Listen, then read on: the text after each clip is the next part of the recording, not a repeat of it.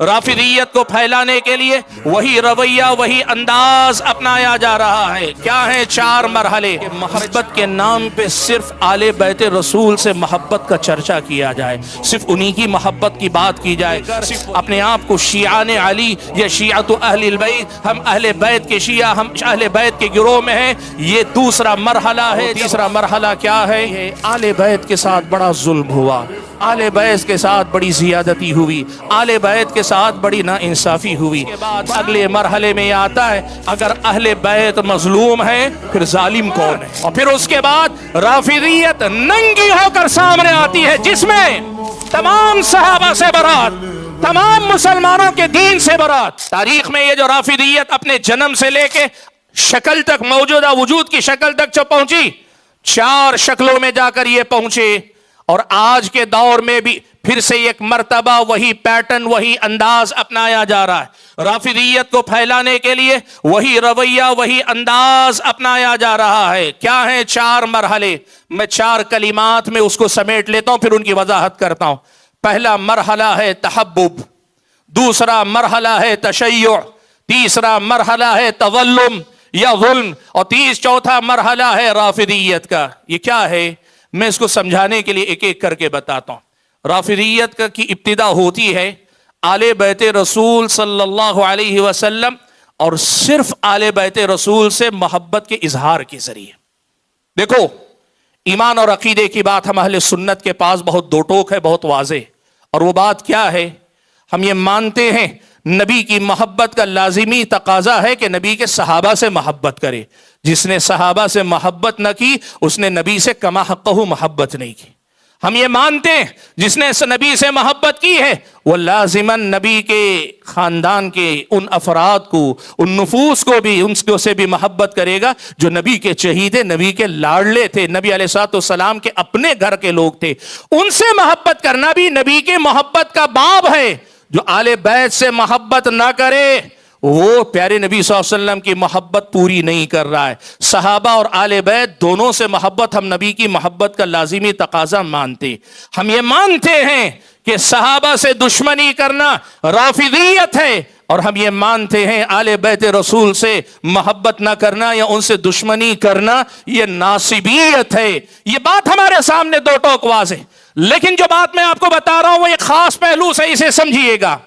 آل بیت سے محبت، ہمارے پاس صحابہ سے محبت کا مطلب یہ نہیں کہ صرف صحابہ سے محبت کی جائے، ایسے ہی آل بیت رسول سے محبت کا مطلب یہ نہیں کہ صرف آل بیت سے محبت کی جائے۔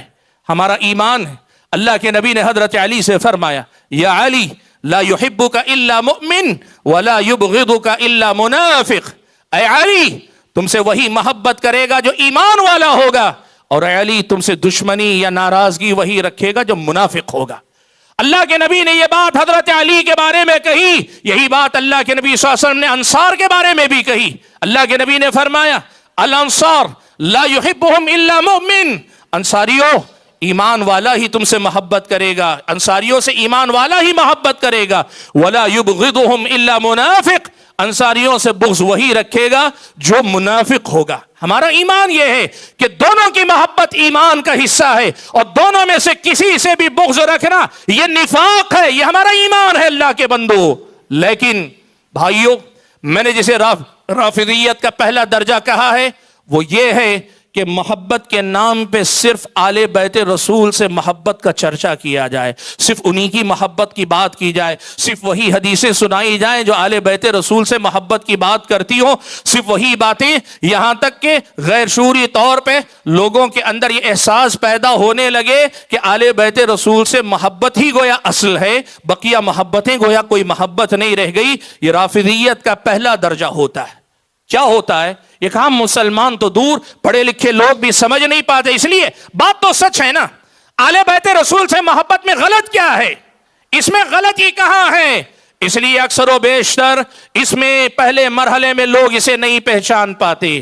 اگلے مرحلے میں کیا ہوتا ہے؟ جب لوگوں کے اندر یہ احساس پیدا ہو جائے کہ ہم آل بیت سے محبت کرنے والے ہیں، تو پھر اگلا مرحلہ آتا ہے جسے ہم تشیع کہتے ہیں، اور تشیع سے مراد نئے زمانے کی اصطلاح کے مطابق نہیں، قدیم دور میں جسے تشیع کہا جاتا تھا وہ ہے اپنے آپ کو शियात अहल बैत कहना, भाई हम आले बैत वाले हैं। कहना जो चाहिए वो ये, हम सहाबा वाले भी हैं, हम आले बैत वाले भी हैं, हम सबसे मोहब्बत करते हैं। लेकिन ये मरहला क्या होता है, मोहब्बत से इब्तिदा होने के बाद जहन में खुद ब खुद तकसीम वजूद में आने लगती है। हम आले बैत वाले हैं। सोशल मीडिया पे जो लोग मौजूद हैं ना, उनमें की एक बड़ी तादाद अच्छी तरह जानती है, नए जमाने में इसको फैलाया गया, हम हुसैनी हैं, हम हुसैनी हैं, हम हुसैनी हैं। अल्लाह के बंदे, हर मुसलमान हुसैनी, हर मुसलमान हुसैनी, हर मुसलमान अबू बकर वाला, हर मुसलमान उमर वाला, हर मुसलमान उस्मान वाला, हर मुसलमान अली वाला, हर मुसलमान हसन वाला, हर मुसलमान हुसैन वाला, हर मुसलमान फातिमा वाला, हर मुसलमान आयशा वाला है। लेकिन इसे सब छोड़कर हम हुसैनी, हम हुसैनी, हम हुसैनी का नाम लेकर अपने आप को शियाने अली या शियात अहल बैत, हम अहले बैत के शिया, हम अहले बैत के गिरोह में हैं। ये दूसरा मरहला है जब राफिदियत मोहब्बत के इजहार से आगे बढ़ के गिरोह बंदी की उस खास शक्ल में दाखिल होती है। अल्लाह के बंदो, उसके बाद तीसरा मरहला आता है, और वो तीसरा मरहला क्या है? अब जब ये हो गई बात, तो फिर ये बात डाली जाती है, आले बैत के साथ बड़ा जुल्म हुआ, आले बैत के साथ बड़ी जियादती हुई, आले बैत के साथ बड़ी नाइंसाफी हुई। बराह रास्त वो जो जुल्म जो वो मुराद लेते हैं कि नबी के बाद इमामत और खिलाफत का हक अली का था, इस पे बात नहीं करते, सीधे मुजमल बात, आले बैत के साथ जुल्म हुआ, मजलूमों के साथ खड़े होना चाहिए, और मजलूमियत के साथ खड़े होना यह हुसैन की सुन्नत है, इला गैरि दालिक। आप समझते जाइए, मजलूमियत की शिकायत के नाम पर लोगों के अंदर यह हमदर्दी जगाना कि भाई तारीख में खानदान रसूल के साथ बड़ी जियादती हुई है। सुभान अल्लाह। भाइयों, इसकी शक्लें मैं आपको बताता हूं। पिछले दिनों को अहबाब मिले, कहने लगे कि हमने कभी किसी अहले हदीस स्टेज पर आले बैत के हुकूक सुनाते हुए नहीं देखे। मैंने उनसे पूछा, कभी क्या आपने मुस्तकिल हजरत अबू बकर, सिर्फ हजरत अबू बकर वाला कोई प्रोग्राम देखा, सिर्फ हजरत उमर वाला कोई प्रोग्राम देखा? भाई, दीन के बहुत से मैदान ऐसे हैं जिन पे मुस्तकिल कभी बात होती नहीं। लेकिन क्या यह सच नहीं है कि जब भी उमूमन तज़किरा आता है तो सहाबा और आले बैत सबका तज़किरा आता है? वजह क्या है मालूम? देखो, बात समझो।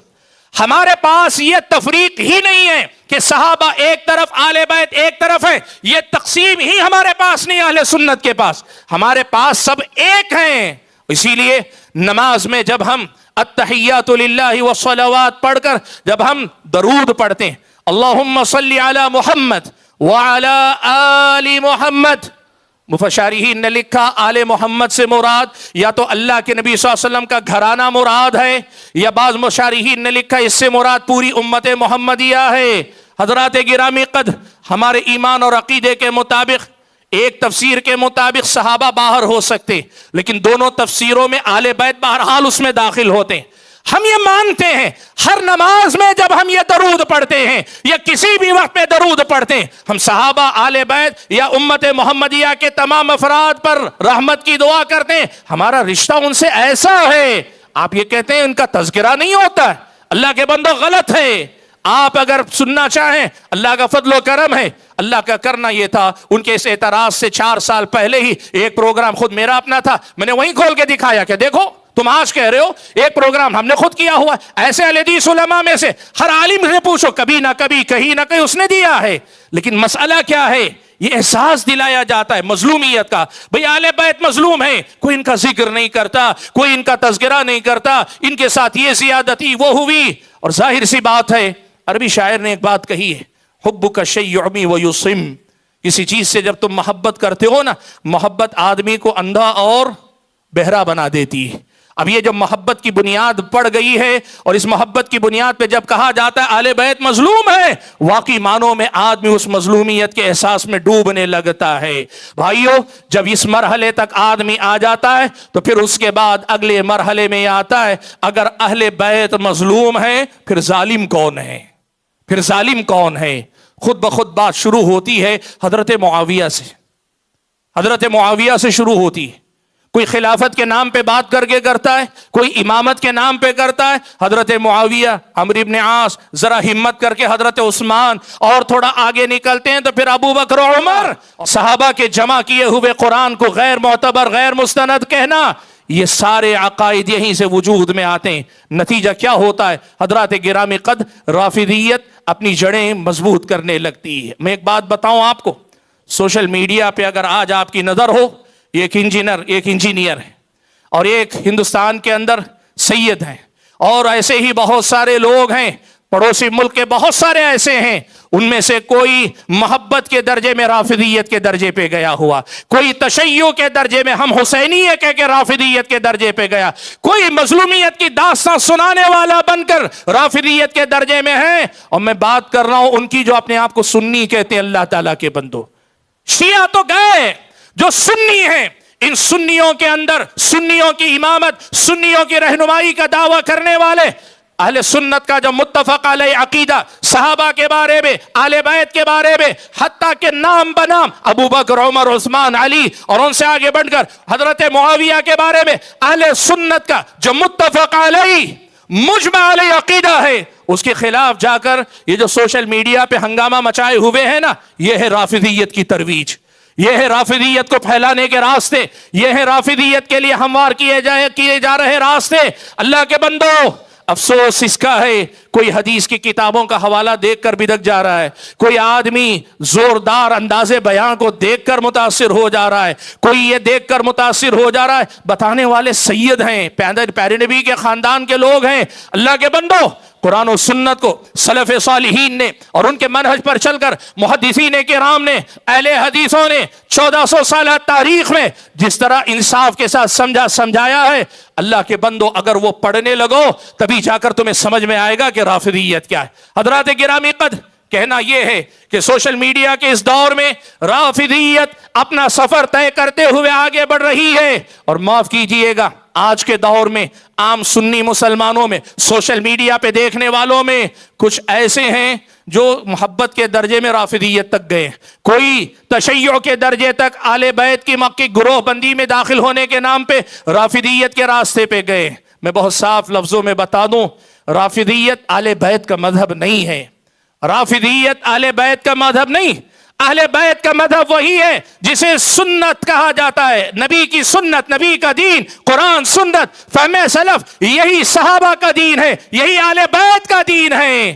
مسئلہ یہ ہے لیبل آل بیت کا تفسیر یہودیوں والی اور یہودیوں کے بعد بدعتوں والی، رافضی والی، اور اسے آل بیت کا لیبل ڈال کر عام مسلمان کو دھوکے میں رکھا جا رہا ہے.